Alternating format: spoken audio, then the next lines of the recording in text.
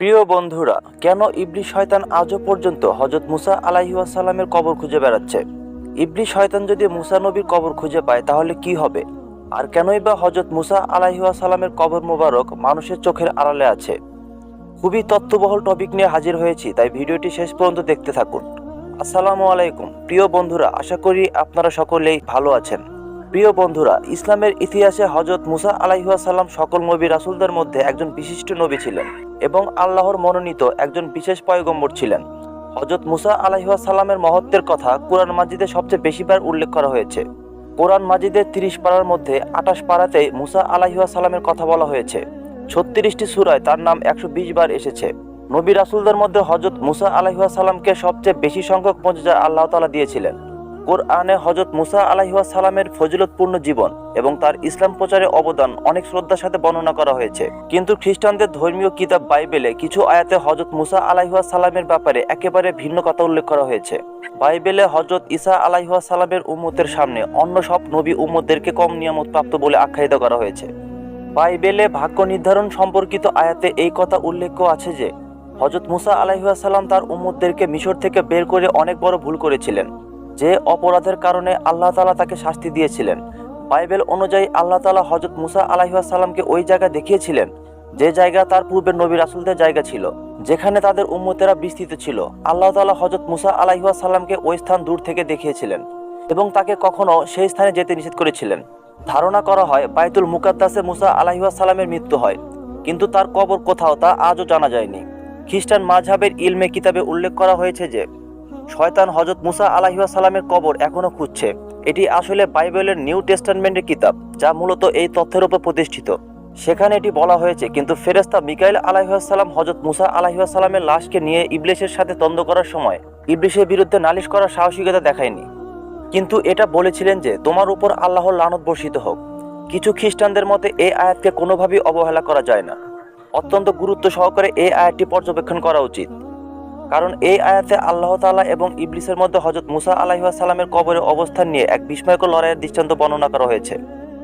আর এক দলের ভাবনা হচ্ছে এরকম যে ইবলিস হযরত মুসা আলাইহিস সালামের কবর এর জন্য তালাশ করছিল, যাতে করে সে তার দেহ মোবারককে কবর থেকে উঠিয়ে তার লাশের সম্ভ্রম ছিনিয়ে নেয় এবং বেইজ্জতি করতে পারে। খ্রিস্টানরা এটাও মনে করে যে মুসা আলাইহিস সালাম অনেক বড় একটি পাপ করেছিলেন, আর তা হচ্ছে তিনি বনি ইসরায়েলদের উন্নত জীবনযাপন এবং উত্তম প্রতিদানের আশা দেখিয়েছেন নিজের লাভের জন্য।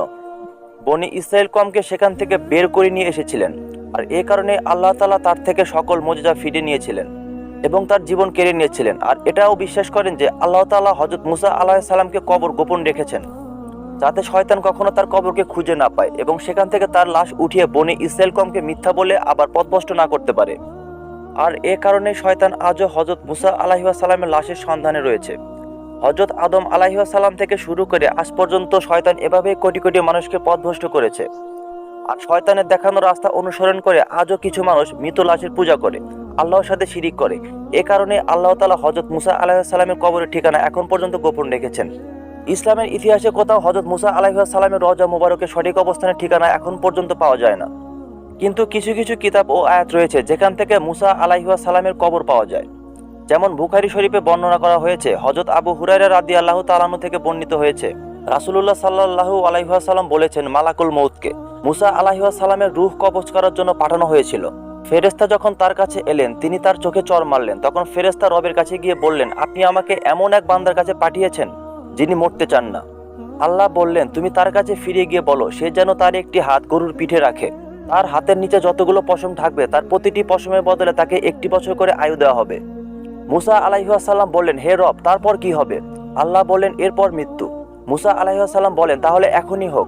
তিনি একটি পাথর নিক্ষেপ করলেন, যতদূর যায় বাইতুল মাকদিসে ততটুকু নিকটবর্তী স্থান তাকে পৌঁছে দেওয়ার জন্য আল্লাহ তাআলার কাছে নিবেদন করলেন।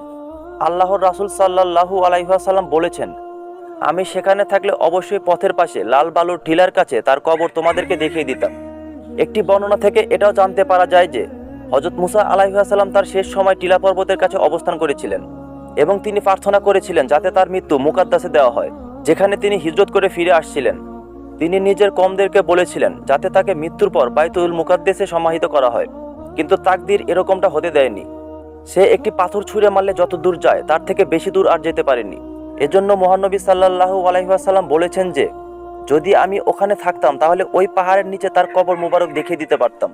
আরও একটি বর্ণনা হতে এটাও জানা যায় যে একদা হযরত মুসা আলাইহিস সালাম একটি কবরের পাশ দিয়ে যাচ্ছিলেন।